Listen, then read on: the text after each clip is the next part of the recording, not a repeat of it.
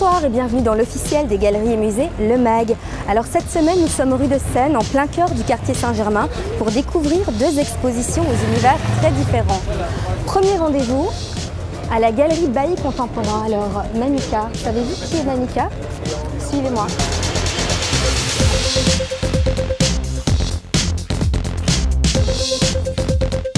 Sacha Goldberger, bonsoir. Vous êtes photographe et vous nous présentez une nouvelle exposition pleine de couleurs, d'émotions, de vérité. Mamika & Co. Qui est Mamika? Comment ce personnage est-il né? Mamika, c'est ma grand-mère, voilà, depuis plus de 40 ans. Et il y a 5 ans, on a commencé en fait à faire une série de photos pour mon site internet. Elle devait présenter tout ce que je fais, mon travail. Et puis un jour, je me suis dit que c'était pas très amusant et je lui ai demandé de faire des choses complètement folles.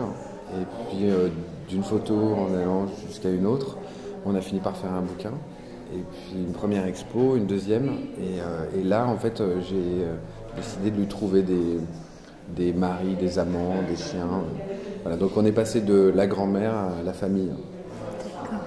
Alors représentée dans des lieux, des situations insolites, Mamika est devenue un véritable phénomène médiatique. Y a-t-il une suite de prévu? Alors on a un livre là, un deuxième livre, la suite, avec. En fait, je me suis aperçu qu'en vieillissant, parfois on devient un peu agressif, méchant. Enfin, il y a voilà. Et donc j'ai créé le personnage de Dark Mamika et de Dark Papuka qui est là. Voilà, le pendant un peu noir.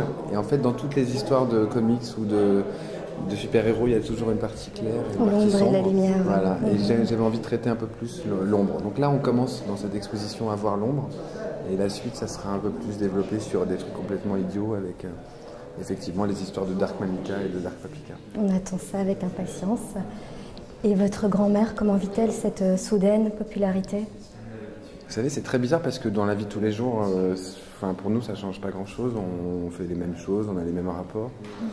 Après, quand on reçoit des magazines du monde entier avec des articles, voilà, mais ça ne change pas. Enfin, elle, ça la fait marrer, mais je crois que ça s'arrêtera. Enfin, on avait pas mal les pieds sur terre.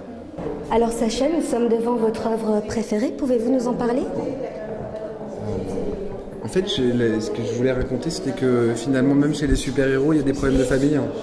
Et j'aimais bien l'idée que cette grand-mère, ma grand-mère, en fait, elle se venge à un moment ou à un autre. Alors, il y a une photo où il la fait repasser. Il est en caleçon avec une... Voilà, enfin, c'est un peu ridicule. Et il repasse et je me suis dit, il n'y a pas de raison que chez les super-héros, les femmes subissent continuellement toujours cette espèce de truc, il faut faire la cuisine, etc. Donc, elle se venge. Et sa manière à elle de se venger, c'est les bananes. Et j'aimais bien l'idée qu'un super-héros puisse glisser sur une banane. Voilà, donc... Okay. Alors là, je pense qu'à la fin de cette photo, elle aura forcément une indigestion parce que ça fait quand même beaucoup de bananes, même pour une super-héroïne.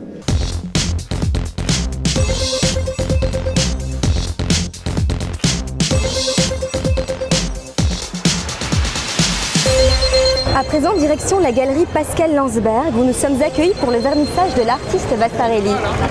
Suivez-moi, immersion dans le monde de cet artiste d'origine hongroise, plasticien et père de la fibre optique.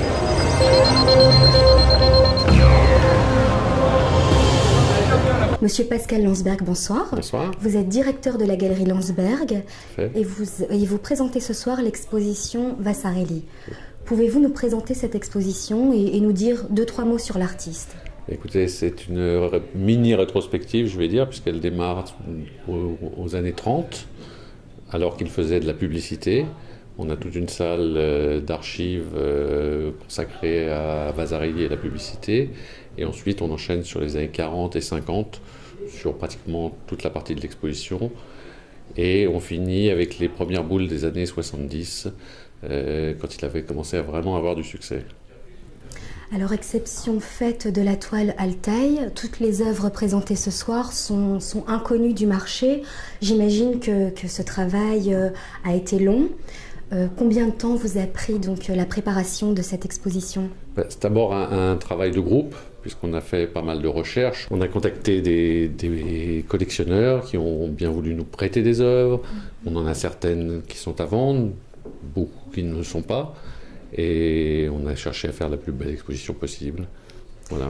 Et justement, quelle est l'œuvre phare de l'exposition? Oh, il y en a plusieurs. Il y a quelques grands tableaux importants. Il y a celui de la collection Zéro qui nous a été prêté par une fondation. Il y a un autre tableau qui est au premier étage qui est exposé au MoMA. Il y a des tableaux très importants, pas forcément par la taille, mais par la rareté des œuvres. Merci, Monsieur Lanzmann. Oui, je vous en prie. Alors, une petite confidence, quelles sont vos œuvres préférées? Écoutez, il y en a plusieurs dans cette exposition. Il y a Vega Bass, qui est un tableau des années 50. Il y a Méga Galaxy, qui est un grand tableau qui est au premier étage et qui a été exposé au MoMA. Il y a Etax Air, qui est également un tableau extraordinaire. Altaï, qui est formidable, évidemment. Mais bon, il y en a, je crois qu'il y en a pour beaucoup de goût.